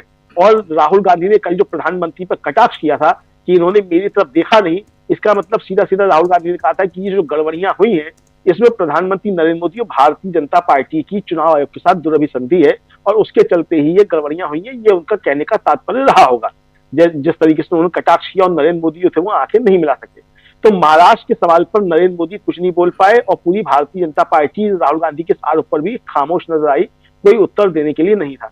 इधर जिस तरीके से एकनाथ शिंदे वहां नाराज दिखाई पड़ रहे हैं और अपने ऑफिस नहीं जाते हैं, कैबिनेट की बैठक होती है उसमें नहीं जाते हैं, बार बार रूठकर अपने घर चले जाते हैं, फिर उनको मनाया जाता है, ये सब जो चल रहा है। उधर देवेंद्र फडणवीस अभी तक जो है अपने मुख्यमंत्री कार्यालय जो है वो उसमें मुख्यमंत्री निवास जो है उसमें नहीं जा रहे हैं। यानी कि देवेंद्र फडणवीस ये मानकर चल रहे हैं कि महाराष्ट्र की सरकार अब और तब चली जाएगी तो उसमें मुख्यमंत्री आवास में जाने से क्या फायदा कि कल जाए और परसों मुख्यमंत्री आवास खाली करना पड़ेगा। तो ये एक तरीके से वहां चल रहा है महाराष्ट्र में, ये साफ तौर पर समझ में आ रहा है। इसी तरीके से राजीव जी, अब जो दिल्ली का मसला चल रहा है, ठीक है चुनाव आयोग जो करेगा वो देखा जाएगा, चुनाव आयोग करेगा, लेकिन दूसरी तरफ की तैयारियां पूरी हैं। चाहे वो कांग्रेस हो, कांग्रेस ने अपनी जो ईगल नाम से कमेटी बनाई है वो कमेटी भी ये ध्यान रखेगी कि किस तरीके से चुनाव आयोग गड़बड़ियां कर रहा है। और उधर आम आदमी पार्टी लगातार हर घंटे पर जो है वो पहुंच जाती है चुनाव आयोग को कुछ ना कुछ लेकर कि भाई अरविंद केजरीवाल बड़ी मासूमियत के साथ कह देते हैं कि चुनाव आयोग ने हमको समय तो नहीं दिया लेकिन हम जाएंगे, वहां बैठेंगे और अपना प्रत्यावेदन देंगे, अगर बुलाएंगे तो हम अपनी बात रखेंगे, नहीं तो हम ये चिट्ठी देकर चले जाएंगे। यानी एक तरीके से चुनाव आयोग को जबरदस्त तरीके से घेर लिया गया है कि वो बदमाशियां नहीं देने पाए और भारतीय जनता पार्टी के एजेंट की तरीके से काम ना करने पाए, इसकी तैयारियां विपक्ष ने कर ली है।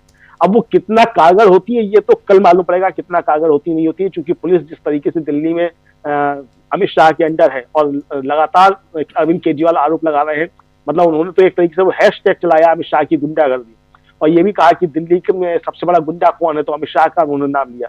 तो ये खैर उनके आरोप प्रत्यारोप अपनी जगह है, लेकिन दिल्ली का चुनाव भारतीय जनता पार्टी के लिए इतना आसान किसी हाल में दिखाई नहीं पड़ रहा है जैसा वो महसूस कर रहे थे। अब प्रधानमंत्री नरेंद्र मोदी कल जाएंगे राजीव जी, डुबकी तो लगाएंगे, अब वो डुबकी कितनी होगी अब देखना ये है कि वहां भी काली बरसाती पहनकर डुबकी लगाते हैं कि कैसे डुबकी लगाते हैं। अब कल ये भी देखना होगा, क्योंकि पहले तो उन्होंने जब एक बार डुबकी लगाई थी तो काली बरसाती पहनकर ही लगाई थी, तो अब भी देखना होगा कि वो काली बरसाती पहनकर डुबकी लगाते हैं कि कैसे वो डुबकी लगाते हैं। बहरहाल बहुत सी चीजें हो सकती है कि वो सुरक्षा की चीजें होती हैं उसकी वजह से डुबकी लगाते हो, लेकिन वो काली मतलब वो जैकेट पहनकर उन्होंने डुबकी लगाई थी। वो नरेंद्र मोदी जो बार बार जो थे वो डॉक्टर मनमोहन सिंह के बाथरूम में झांका करते थे। डॉक्टर मनमोहन सिंह जो रेनकोट पहनकर नहा रहे हैं, वो नरेंद्र मोदी जो थे वो बरसाती पहनकर महाकुंभ में जाकर नहाएंगे, ऐसा प्रतीत होता है। लेकिन उससे क्या कुछ फायदा होगा? अगर कुछ फायदा होता राजीव जी, तो ये आज नरेंद्र मोदी महाकुंभ की बात अपने भाषण में कर दे। और नरेंद्र मोदी अच्छे तरीके से समझ रहे हैं कि कल अगर मीडिया जितना दिखाएगा कि नरेंद्र मोदी कुंभ में डुबकी लगा रहे हैं, पूरे देश के सामने वो भगदड़ के दृश्य, वो चीख पुकार, ये सब जो है राजीव जी, वो पूरी दुनिया के सामने जो है वो बार बार तैरेंगे और लोगों में एक आक्रोश जो है वो और ज्यादा पैदा होगा। तो मुझे लगता है कि कल शायद मीडिया जो है वो थोड़ी सी चर्चा करे नरेंद्र मोदी के कुंभ में डुबकी लगाने की, चूंकि प्रधानमंत्री जा रहे हैं और उसको अपना काम करना है, लेकिन उस तरीके से शायद ना करे जिस तरीके से करना चाहिए। लेकिन अगर ये सोचते हैं कि चुनाव आयोग से सब सेटिंग हो गई है, तो फिर उसका फिर ज्यादा प्रसारण कराया जाएगा। लेकिन अगर चुनाव आयोग से सेटिंग नहीं है, तो फिर जो है फिर वो प्रसारण नहीं होगा, उस महाकुंभ में उसका नुकसान होगा। जी, ये जो विजुअल आप देख रहे हैं, विजुअल सीसीटीवी कैमरे के हैं। चुनाव आयोग ने चारों तरफ जो सीसीटीवी लगाए हैं दिल्ली में, उसके और ये यंगस्टर्स हैं जो इन विजुअल्स पे, सीसीटीवी कैमरों पर इन लोगों का की पैनी निगाह होगी, ये ध्यान रखेंगे। कल के चुनाव की तैयारियां, और सुप्रीम कोर्ट ने भी कहा है कि पूरी रिकॉर्डिंग होनी चाहिए, और दिल्ली जबकि राजधानी है और यहाँ पर तो पूरी 100% रिकॉर्डिंग होनी चाहिए।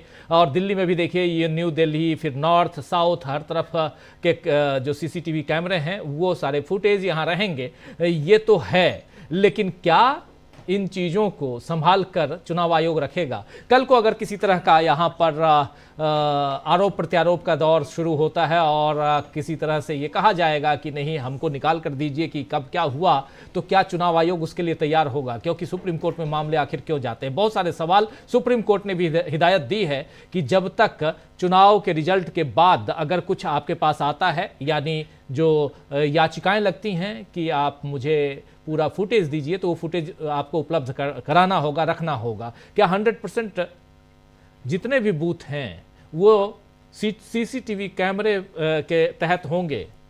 ये सब भी बहुत सारे सवाल हैं। लेकिन इन सवालों के बीच क्या तैयारियां चल रही हैं, इन सब पर जो विजुअल्स आप देख रहे हैं वो हम दिखा ही रहे हैं। कल दिन भर हम आपको ये भी दिखाएंगे कि कहां कैसे किस ढंग से मतदान की प्रक्रिया चल रही है। हमारे तमाम साथी रिपोर्टर्स अलग अलग बूथों से आप तक जुड़ेंगे और हमारे सारे विश्लेषक इस चर्चा में भाग लेंगे। तो सुबह से हमारे साथ सुबह 8 बजे से जुड़िए इन तमाम खबरों के लिए। और शाम को दिल्ली में सरकार किसकी बनेगी, एग्जिट पोल भी देखिए। डीबी लाइव का अपना एग्जिट पोल वो आपको बताएगा। शकील जी, एक छोटा सा कमेंट आपसे जरूर चाहूंगा। दिल्ली का चुनाव जरा, अब चूंकि कल पैकअप है इसलिए आपसे भी, प्रशांत टंडन जी से भी, दोनों से एक एक सवाल, वही सवाल। दिल्ली का चुनाव अभी आज की तारीख में दिल्ली के चुनाव पे हम एक बात के बाद बोलेंगे। एक बात बहुत जरूरी है जो आपने पहले पूछी थी कि संसद में आज माहौल क्या था, लोग क्या कह रहे थे। देखिए, आज जो सबसे बड़ी बात है वो करना बहुत जरूरी है। लोकसभा में ही नहीं, पूरे देश में आज लोग ये सुनना चाहते थे कि राहुल गांधी ने जो इंपॉर्टेंट इश्यू उठाए हैं उस पर प्रधानमंत्री क्या जवाब देते हैं। लोग ये सुनना पसंद नहीं करते थे कि बुखार तेज आ रहा है, निराशा है, फोटो सेशन हो रहे हैं, अखबारों की हेडलाइन क्या होती थी क्या नहीं। लेकिन राहुल गांधी ने कल जो सवाल उठाए थे बहुत ही इंपॉर्टेंट थे। वो देश के लिए बेरोजगारी की भयानक समस्या, नंबर 1, मैन्युफैक्चरिंग इन इंडिया। उन्होंने कहा था कि असेंबल हो रहे हैं, हम मैन्युफैक्चरिंग नहीं कर रहे हैं। चीनी सामान पर हमारी बढ़ती हुई निर्भरता, असमानता आ गई है, हम वहां से सामान ज्यादा मंगा रहे हैं, भेज कम रहे हैं। भविष्य की तकनीक, इसमें राहुल गांधी ने सबसे अच्छा बोला था कि इलेक्ट्रिक मोटर, बैटरी, एआई, इसमें क्या हो रहा था। मेक इन इंडिया की विफलता, महाराष्ट्र के चुनाव में हुई धांधली, चुनाव आयोग की गड़बड़ियां, सामाजिक तनाव और पटेल अंबेडकर की बात करना और मानना नहीं। इनमें से एक बात का जवाब भी मोदी जी नहीं दे पाए हैं। लोग ये सुनना चाहते थे। अब आप जो दिल्ली चुनाव की बात कर रहे हैं, दिल्ली चुनाव देखिए बहुत ही इंपॉर्टेंट है। इसमें क्या होगा क्या नहीं होगा, इस पे इस वक्त कोई भी विश्लेषण करना हमें लगता नहीं है कि जिसका कोई बहुत मतलब होगा। जनता ने अपना मन बना लिया है। लेकिन चुनाव जो है कांग्रेस ने बहुत अच्छा लड़ा, आम आदमी पार्टी ने बहुत अच्छा लड़ा, और बीजेपी जैसा लड़ती है उसने सामाजिक विभाजन की सारी कोशिशें करी। आपने देखा होगा कि आज कांग्रेस की जो महिला कांग्रेस की अध्यक्ष है अलका लांबा, उन्होंने मदन लाल खुराना के बेटे का वीडियो दिखाया और पूछा कि ये जो अभद्र भाषा है एक चीफ मिनिस्टर के बेटे की, वो बोल रहा है। बहुत ही गंभीर आरोप है। वो आपने शायद सुना होगा, देखा होगा, हमारे दर्शकों ने भी सुना होगा, बहुत ही चर्चित हो चुका है वो, जिसमें वो अपनी ही पार्टी के लोगों पे बहुत ही भयानक आरोप लगा रहे हैं। कह रहे हैं लड़की पहुंचाना पड़ती है, पैसा खा लिया जाता है, ताकि सांसद की कोई नहीं सुनता है। तो चुनाव को जितने गंदे स्तर पर बीजेपी ले जाती है, उतने ही गंदे स्तर पर वो ले जा चुकी है। लेकिन अब दिल्ली की जनता उसमें फंसेगी या नहीं फंसेगी, ये देखना कल बहुत ही इंपॉर्टेंट होगा। क्योंकि इस चुनाव में जो सबसे बड़ी बात है वो ये है कि पिछले 10-11 साल के अंदर, 11 साल हो गए करीब करीब, दिल्ली में क्या विकास हुआ। दिल्ली का सारा विकास 11 साल से, 2013 साल से पहले की कहानी है। और वो सारा का सारा मामला जो आके, या चुनाव का केंद्र जो आके शीला दीक्षित पे आ गया है। तो क्या दिल्ली की जनता ये सोचेगी कि शीला दीक्षित ने हमारी दिल्ली को कितना विकसित किया और 11 साल में कुछ नहीं हुआ। अखिलेश ने भी आज ये बात सॉरी अखिलेश ने भी पानी पी लीजिए जी। सॉरी, अखिलेश ने भी आज ये बात कही कि यूपी में जितनी मेट्रो बनी है वो मेरे शासनकाल में बनी है। ये तो बनारस तक में जो इनका चुनाव क्षेत्र है वहां मेट्रो नहीं बना पाए। मेट्रो मतलब डेवलपमेंट, विकास की नई सीढ़ी। इसी तरह दिल्ली में भी जितना काम हुआ है, पूछ रहे थे वो क्योटो शब्द पूछ रहे थे वो। बहुत अच्छा भाषण था आज के भाषण विपक्ष के, हम बताए ना, सौगात राय बहुत अच्छा बोले, अखिलेश, जान CPI-M के पप्पू यादव, सारे लोग बहुत अच्छा बोलने का था ना उनके पास, उनका कंटेंट था, उनके पास सवाल थे, और बीजेपी के लोगों के पास कोई जवाब नहीं थे। अगर जैसे हमने कहा कि आज का सबसे बड़ी बात थी कि राहुल के 10-12 सवाल जो थे उनका अगर प्रधानमंत्री मोदी जवाब दे देते तो निश्चित ही रूप से बीजेपी के सदस्यों को बहुत खुशी होती। लेकिन बीजेपी के सदस्यों में थोड़ी सी निराशा जो थी वो इसीलिए थी कि मोदी जी ने कोई जवाब ही नहीं दिया। मोदी जी वही बात करते रहे कि अखबारों की हेडलाइन पहले क्या होती थी, आज क्या बनती है, फोटो सेशन कैसे होते हैं, बुखार कितना तेज आता है तो आदमी क्या बोलता है, निराशा होती है। तो ये सब बातें जो हैं 11 साल से बोल रहे हैं वो। तो हम दिल्ली के चुनाव की बात कर रहे थे, तो दिल्ली के चुनाव में आज सबसे बड़ा मुद्दा यही है कि प्रधानमंत्री मोदी का आज पेज 1 2 पेज का विज्ञापन है जिसमें कह रहे हैं विकसित दिल्ली बनाऊंगा। अरे भाई, केंद्र शासित प्रदेश है दिल्ली। 11 साल में आपने क्या किया? हर मामले में तो उपराज्यपाल टांग अड़ाते थे, हर मामले में उपराज्यपाल की चलती थी। तो उपराज्यपाल की चलती थी तो उपराज्यपाल ने दिल्ली के विकास में क्या योगदान दिया?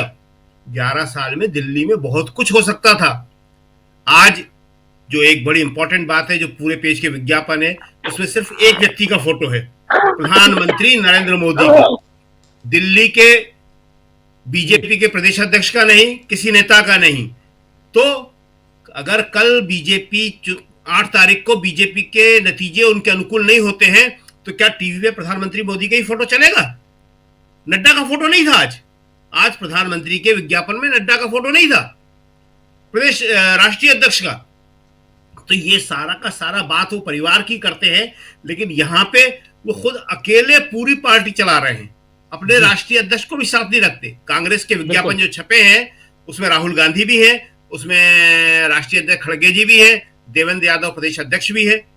तो कल का इंटरेस्टिंग होगा देखना, और उससे भी इंटरेस्टिंग होगा 8 तारीख के रिजल्ट देखना। जी बिल्कुल बिल्कुल। चलिए आगे बढ़ते हैं और सीधे क्लोजिंग कमेंट के लिए प्रशांत जी, आपके पास दिल्ली का चुनाव किस दिशा में जाता हुआ दिखाई देता है आज, जबकि अब कल सुबह से पोलिंग है 7 बजे से, लेकिन उससे पहले हम जब चर्चा कर रहे हैं बहुत सारी बातें, लेकिन उन सब के बीच चूंकि कल से लेकर 8 तारीख तक दिल्ली और दिल्ली का चुनाव यही बात होगी, इसलिए प्रशांत जी आप तो दिल्ली में सुबह सुबह वोट देंगे, इसलिए भी पूछ रहा हूं आजू बाजू में क्या दिखाई देता है। हाँ, मैं सुबह सुबह वोट देता हूँ, लेकिन देखिए दिल्ली का चुनाव बहुत अहम इसलिए है राजीव जी कि इंडिया गठबंधन ने और कांग्रेस ने लोकसभा में तमाम इलेक्शन कमीशन की पक्षपातपूर्ण रवैये, इनकम टैक्स, CBI, ED, गोदी मीडिया, इन सब के बावजूद इंडिया गठबंधन ने का परफॉर्मेंस अच्छा था और उसने बहुमत से रोक दिया बीजेपी को, 240 पे लाके खड़ा कर दिया। और वो जो जीत का यूफोरिया था, जो जीत का जश्न था, वो हरियाणा और महाराष्ट्र की हार ने उसकी हवा निकाल दी। हालांकि झारखंड जीते, जम्मू कश्मीर जीते, लेकिन हरियाणा और महाराष्ट्र ने इंडिया गठबंधन के हौसलों को थोड़ा पस्त किया, जो जीत का हौसला बड़ा था। यही काम, जो हौसला बढ़ा मोदी साहब का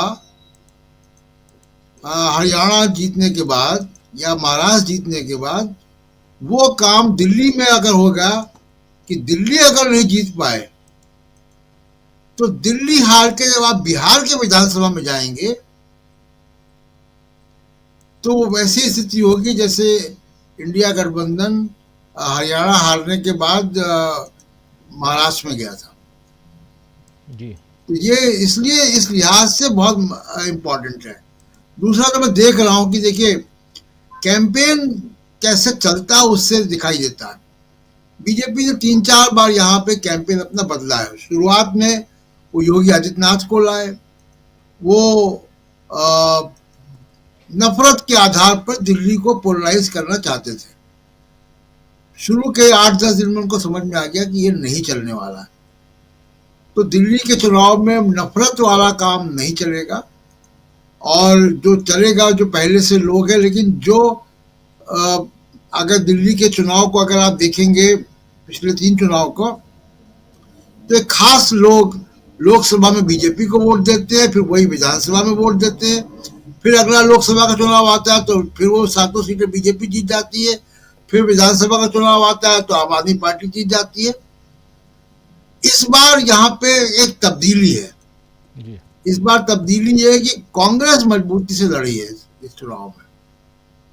तो कांग्रेस का जो आधार है, जो सोशल बेस है, वो थोड़ा बहुत वापस आया है राहुल गांधी के अग्रेसिव होने के बाद, भारत जोड़ो यात्रा के बाद। तो 5 साल पहले जो चुनाव हुए थे और आज की कांग्रेस में काफी अंतर है। देखना होगा कि कल दिल्ली के लोग जब मतदान करेंगे, 8 तारीख को जब हम लोग गिनती देखेंगे, तो ये एक मैसेज कैसा आ रहा है। तो दिल्ली का चुनाव बीजेपी के लिए, मोदी जी की पर्सनल साख के लिए बहुत इम्पोर्टेंट है, अरविंद केजरीवाल के लिए इम्पोर्टेंट है। उनकी पार्टी अगर कामयाब नहीं होती तो पार्टी काफी गहरे संकट में आएगी। और कांग्रेस का ये कि अगर उनको इस जितनी इन्होंने ताकत लगाई है उसके हिसाब से अगर उनको कुछ फल मिलेगा, तो कांग्रेस की अगली जो पड़ाव है असली, वो बिहार है। और बिहार का चुनाव देश की राजनीति भी तय करेगा। तो कल जब देखें दिल्ली कैसे वोट देती है, लेकिन प्रदूषण का मामला किसी पार्टी ने नहीं उठाया, जो गैस चेंबर बना हुआ है। जी बिल्कुल बिल्कुल, बहुत कुछ दिल्ली के चुनाव पर निर्भर करेगा। लेकिन उससे पहले साख जो है वो चुनाव आयोग की भी जो उस पर लगी हुई है, और उस सब के बीच चूंकि आखिरी पारी खेल रहे हैं राजीव कुमार, क्या दिल्ली का चुनाव निष्पक्ष पारदर्शी तरीके से संपन्न होगा, खत्म होगा, और उसका रिजल्ट क्या वैसे ही आएगा जैसा दिल्ली की जनता चुन के भेजेगी, मतलब जिसके पक्ष में दिल्ली की जनता वोट देकर आएगी। बहुत सारे सवाल हैं, इन सवालों का जवाब 8 तारीख को मिलेगा। लेकिन उससे पहले कल सुबह से लगातार डीवी लाइव आप तक पहुंचाएगा दिल्ली की पल पल की रिपोर्ट। और अभी हम लोग चर्चा कर रहे थे प्रधानमंत्री नरेंद्र मोदी के आज के भाषण की, और उसके बाद हम चर्चा कर रहे थे उससे पहले उसके साथ साथ राहुल गांधी के राहुल फोबिया, बहुत कुछ आखिर क्या चल रहा है देश दुनिया में, सब कुछ और गहराई से और बारीकी से समझेंगे हम आने वाले समय में। लेकिन अभी इस कार्यक्रम को समाप्त करूं उससे पहले शकील जी बहुत बहुत शुक्रिया आपका, प्रशांत जी बहुत शुक्रिया, अमरिंदर उपाध्याय जी और अनिल सिन्हा जी आप सबका बहुत शुक्रिया, बहुत धन्यवाद इस कार्यक्रम में बने रहने के लिए, जुड़े रहने के लिए बहुत बहुत शुक्रिया। हमारे तमाम साथी जो जुड़े हुए हैं हमारे साथ, उन सबका भी बहुत बहुत शुक्रिया अदा करता हूँ। अफसर अली साहब भी जुड़े हुए हमारे साथ, अभय माथुर जी हैं, कांग्रेस लाओ देश बचाओ लिख रहे हैं, ज्योति जी हमारे साथ बनी हुई